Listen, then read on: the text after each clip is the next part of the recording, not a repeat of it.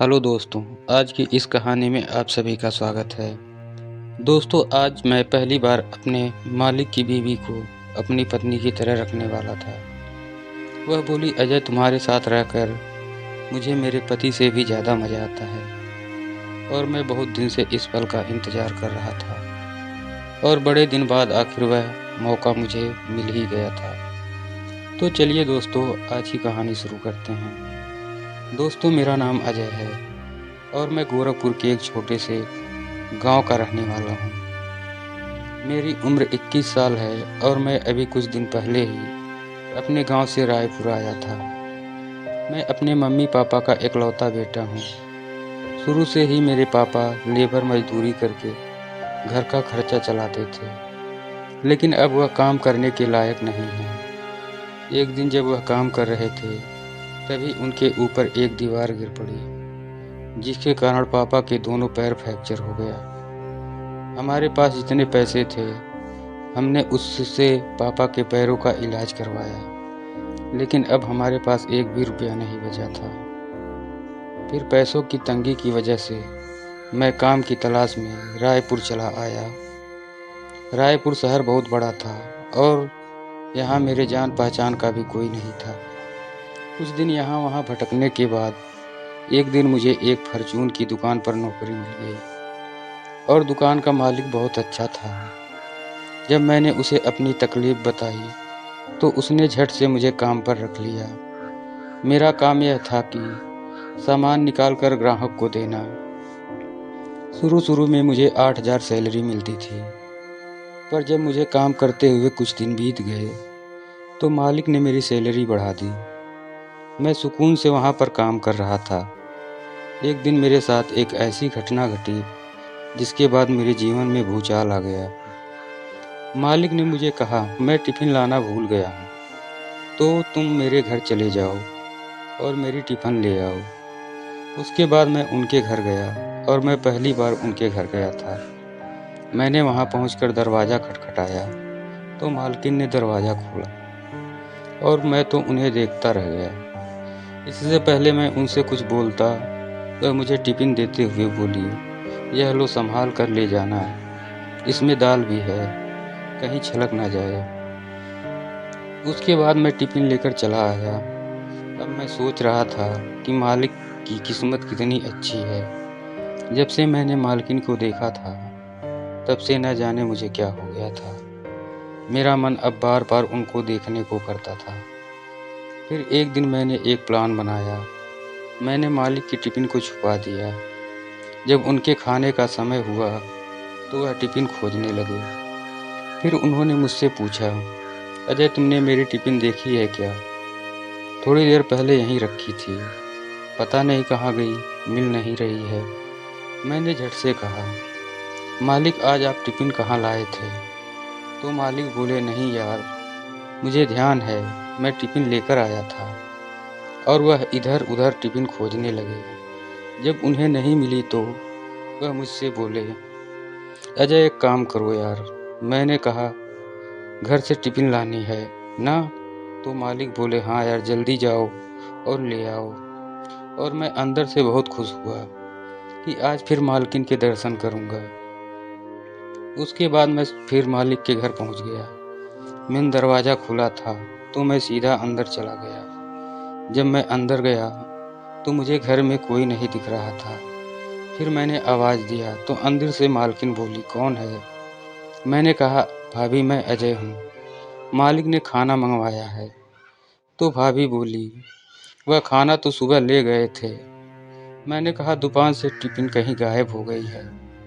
भाभी बोली, ठीक है, 5 मिनट रुको, अभी मैं आ रही हूँ थोड़ी देर में। उसके बाद मैं वहीं सोफे पर बैठ गया। मालिक ने बहुत बड़ा मकान बनवाया था और अंदर से भी बहुत आलीशान था। फिर थोड़ी देर बाद भाभी वहाँ आई। मैं तो उन्हें देखता ही रह गया।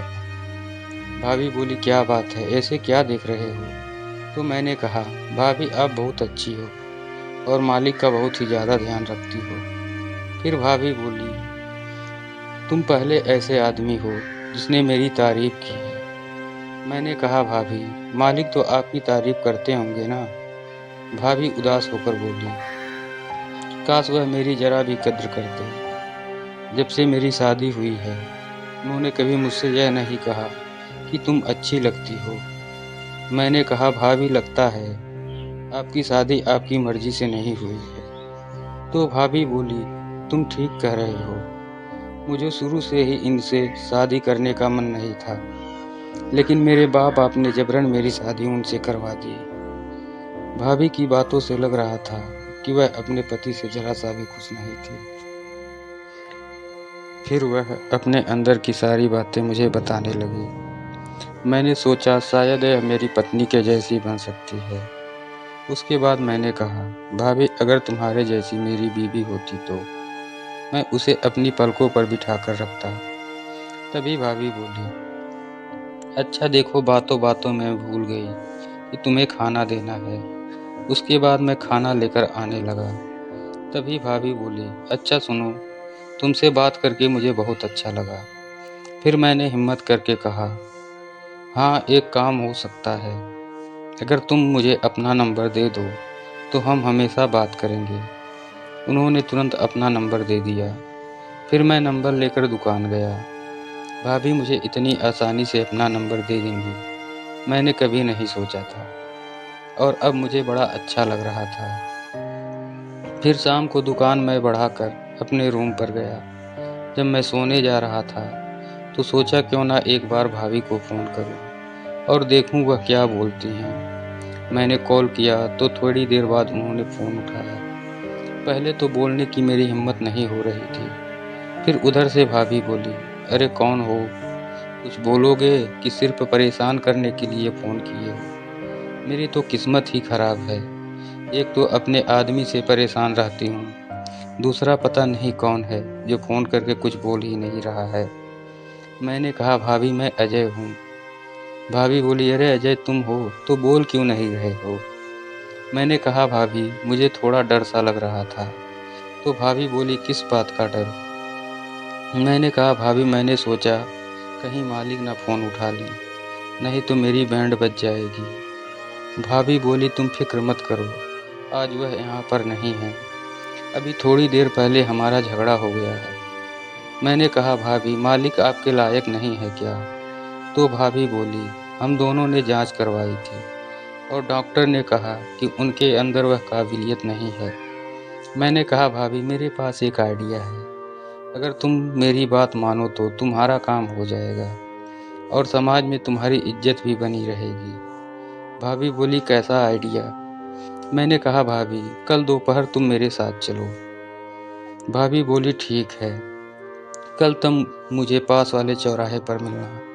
उसके बाद मैंने फ़ोन रख दिया। फिर अगले दिन मैं उसी चौराहे पर गया। भाभी वहाँ पहले से ही खड़ी थी। मैंने कहा, चलो भाभी। तो भाभी बोली, लेकिन हम जा कहाँ रहे हैं?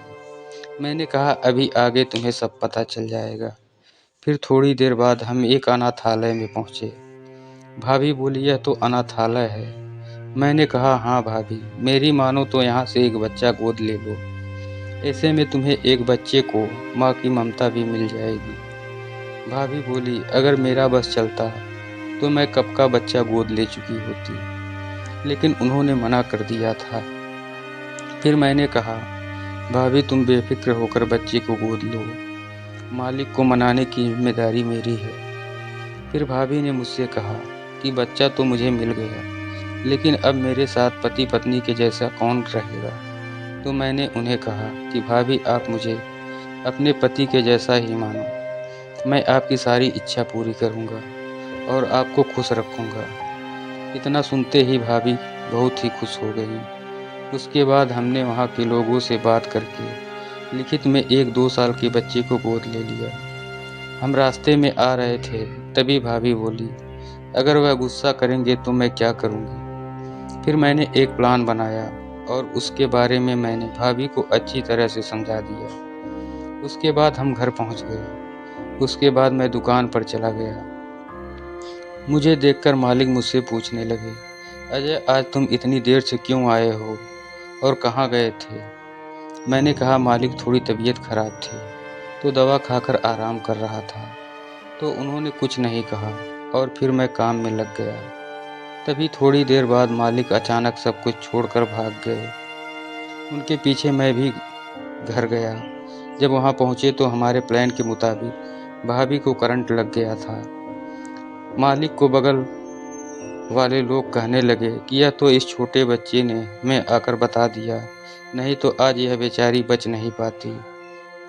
इतना सुनकर मालिक ने उस बच्चे को गोद में उठाकर बोले, बेटा तुम मेरे लिए भगवान से कम नहीं हो। आज तुमने मेरी बीवी की जान बचाकर मुझ पर बहुत बड़ा एहसान किया है। और वह पूछने लगे, यह किसका बच्चा है? तो मोहल्ले वालों ने कहा, पता नहीं, यह तो अपने मोहल्ले का नहीं है। तभी भाभी बोली, जब तक इस बच्चे के माँ बाप का पता नहीं चल जाता तब तक इस बच्चे को अपना बच्चा समझकर इसकी देखभाल करेंगे। तो मालिक भी मान गए। तो ऐसे ही दोस्तों मेरी मालकिन को बच्चा तो मिल ही गया और पति के लिए तो मैं था ही। आगे तो आप समझ ही सकते हैं। तो दोस्तों वीडियो अच्छी लगी हो तो चैनल को ज़रूर सब्सक्राइब करें। मिलते हैं अगली वीडियो में, तब तक के लिए लव यू।